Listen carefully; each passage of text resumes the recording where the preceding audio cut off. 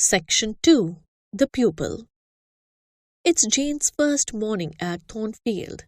Time to familiarize herself with her new environment, get acquainted with her new charge, and make a surprising discovery. I rose. I dressed myself with care, obliged to be plain, for I had no article of attire that was not made with extreme simplicity. I was still by nature solicitous to be neat. It was not my habit to be disregardful of appearance or careless of the impression I made. On the contrary, I ever wished to look as well as I could, and to please as much as my want of beauty would permit. I sometimes regretted that I was not handsomer. I sometimes wished to have rosy cheeks, a straight nose, a small cherry mouth. I desired to be tall, stately, and finely developed in figure. I felt it a misfortune that I was so little, so pale, had features so irregular, and so marked. And why had I these aspirations and these regrets? It would be difficult to say. I could not then distinctly say it to myself. Yet I had a reason, and a logical, natural reason too. However, when I had brushed my hair very smooth and put on my black frock, which, Quaker-like as it was, at least had the merit of fitting to a nicety, and adjusted my clean white tucker, I thought I should do respectably enough to appear before Mrs. Fairfax, and that my new pupil would not, at least, recoil from me with antipathy. Having opened my chamber window and seen that I left all things straight and neat on the toilet table, I ventured forth. Traversing the long and matted gallery, I descended the slippery steps of oak. Then I gained the hall. I halted there a minute. I looked at some pictures on the walls. One, I remembered, represented a grim man in a cuirass, and one a lady with powdered hair and a pearl necklace, at a bronze lamp pendant from the ceiling, a clock whose case was of oak curiously carved, and ebony black with time and rubbing. Everything appeared very stately and imposing to me. But then I was so little accustomed to grandeur. The hall door, which was half of glass, stood open. I stepped over the threshold. It was a fine autumn morning. The early sun shone serenely on embrowned groves and still green fields. Advancing onto the lawn, I looked up and surveyed the front of the mansion. It was 3 stories high, of proportions not vast, though considerable, a gentleman's manor house, not a nobleman's seat. Battlements round the top gave it a picturesque look. Its grey front stood out well from the background of a rookery, whose cawing tenants were now on the wing.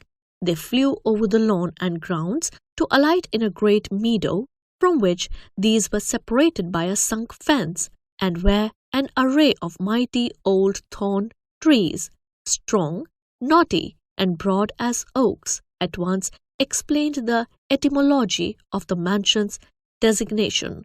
Farther off were hills, not so lofty as those round Lowood, nor so craggy, nor so like barriers of separation from the living world, but yet quiet and lonely hills enough, and seeming to embrace Thornfield with a seclusion I had not expected to find extinct so near the stirring locality of Millcote, a little hamlet whose roofs were blent with trees, straggled up the side of one of these hills.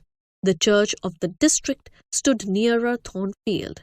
Its old tower top looked over a knoll between the house and gates.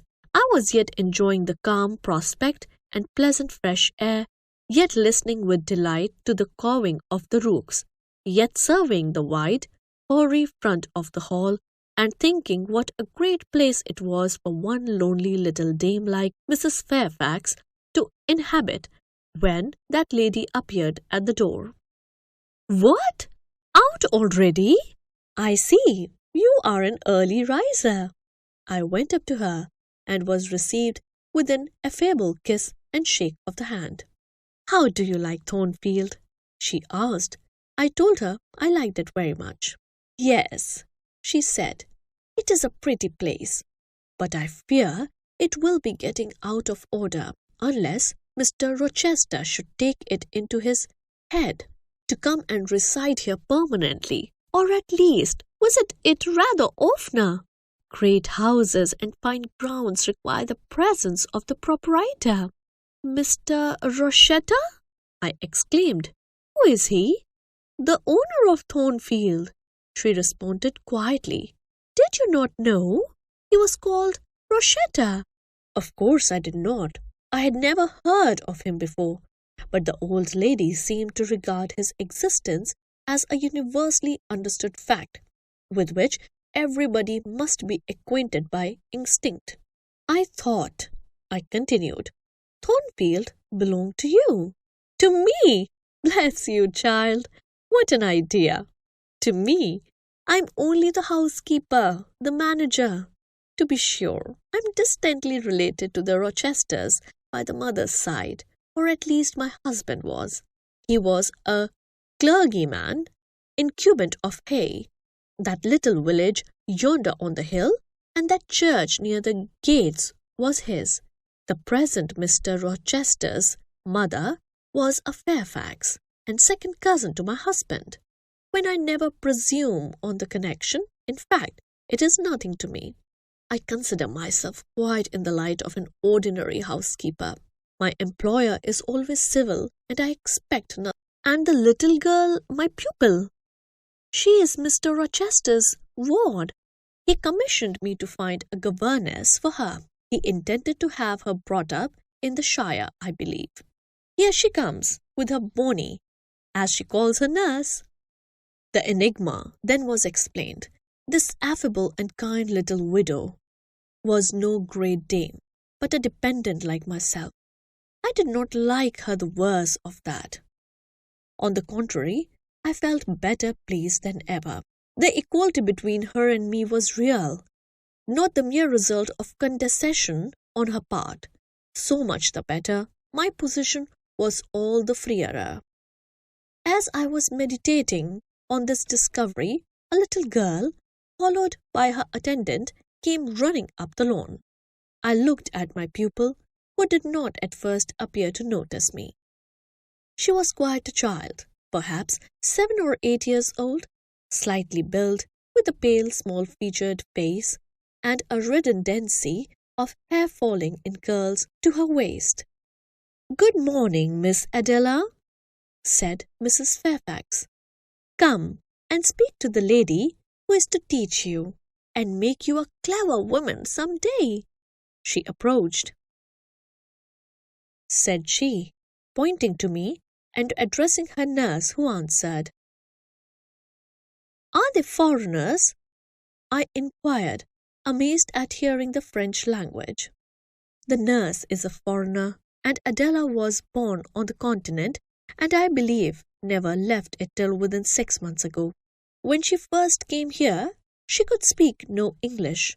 Now she can make shift to talk it a little. I don't understand her. She mixes it so with French. But you will make out her meaning very well, I dare say.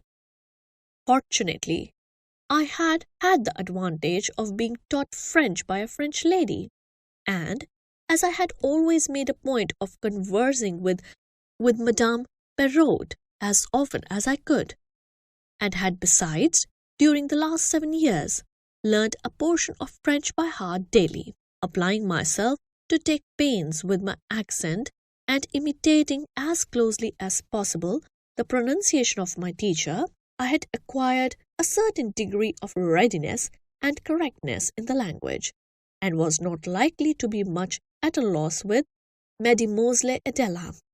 She came and shook hands with me when she heard that I was her governess, and as I led her into breakfast, I addressed some phrases to her in her own tongue. She replied briefly at first, But after we were seated at the table, she had examined me some 10 minutes with her large hazel eyes. She suddenly commenced chattering fluently. "Ah," cried she in French, "you speak my language as well as Mr. Rochester does. I can talk to you as I can to him, and so can Sophie. She will be glad. Nobody here understands her. Madame Fairfax is all English. Sophie is my nurse. She came with me over the sea in a great ship, with a chimney that smoked. How did it smoke? And I was sick, and so was Sophie, and so was Mr. Rochester. Mr. Rochester lay down on a sofa in a pretty room called the salon, and Sophie and I had little beds in another place. I nearly fell out of mine. It was like a shelf. And Mademoiselle, what is your name?" "Airy, Jane Airy." "Airy? Bah! I cannot say it.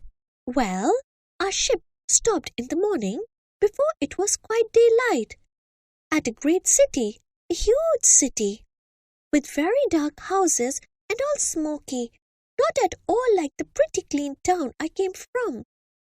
And Mr. Rochester carried me in his arms over a plank to the land, and Sophie came after, and we all got into a coach which took us to a beautiful large house, larger than this and finer, called an hotel. We stayed there nearly a week. I and Sophie used to walk every day in a great green place full of trees, called the park. And there were many children there besides me, and a pond with beautiful birds in it that I fed with crumbs." "Can you understand her when she runs on so fast?" asked Mrs. Fairfax. I understood her very well, for I had been accustomed to the fluent tongue of Madame Perriot. "I wish," continued the good lady, "you would ask her a question or two about her parents. I wonder if she remembers them." "Adele?" I inquired. "With whom did you live when you were in that pretty clean town you spoke of?" "I lived long ago with Mamma, but she is gone to the Holy Virgin. Mamma used to teach me to dance and sing, and to say verses. A great many gentlemen and ladies came to see Mamma, and I used to dance before them, or to sit on their knees and sing to them. I liked it. Shall I let you hear me sing?" She had finished her breakfast, so I permitted her to give a specimen of her accomplishments. Descending from her chair, she came and placed herself on my knee, then folding her little hands demurely before her, shaking back her curls and lifting her eyes to the ceiling, she commenced singing a song from some opera.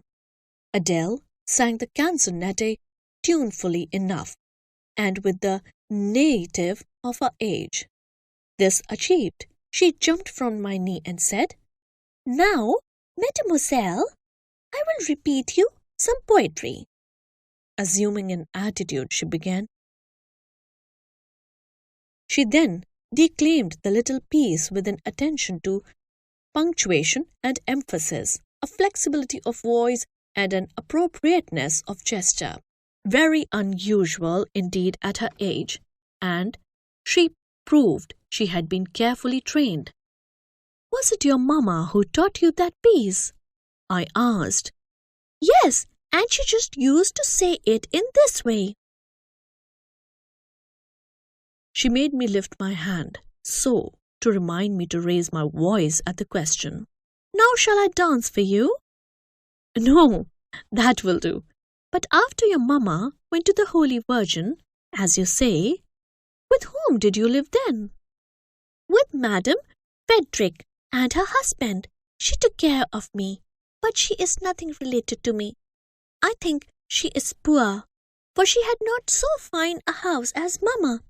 I was not long there. Mr. Rochester asked me if I would like to go and live with him in England, And I said yes, for I knew Mr. Rochester before I knew Madame Frederick, and he was always kind to me and gave me pretty dresses and toys. But you see, he has not kept his word, for he has brought me to England, and now he's gone back again himself, and I never see him. After breakfast, Adele and I withdrew to the library, which room, it appears, Mr. Rochester had directed should be used as the classroom. Most of the books were locked up behind glass doors, but there was one bookcase left open containing everything that could be needed in the way of elementary works and several volumes of light literature, poetry, biography, travels, a few romances, etc. I suppose he had considered that these were all the governess would require for her private perusal, and indeed they contented me amply for the present. Compared with the scanty pickings I had now and then been able to glean at Lowood, they seemed to offer an abundant harvest of entertainment and information. In this room, too, there was a cabinet piano, quite new of a superior tone, also an easel of painting and a pair of globes. I found my pupil sufficiently docile, though disinclined to apply. She had not been used to regular occupation of any kind. I felt it would be injurious to confine her too much at first, so when I had talked to her a great deal and got her to learn a little, and when the morning had advanced to noon, I allowed her to return to her nurse. I then proposed to occupy myself till dinner time in drawing some little sketches for her use. An extract from Jane Eyre by Charlotte Brontë. Charlotte Brontë, 1816 to 1855, was a British novelist and poet. She wrote a few novels, including Jane Eyre, which is considered among the gems of English classic literature.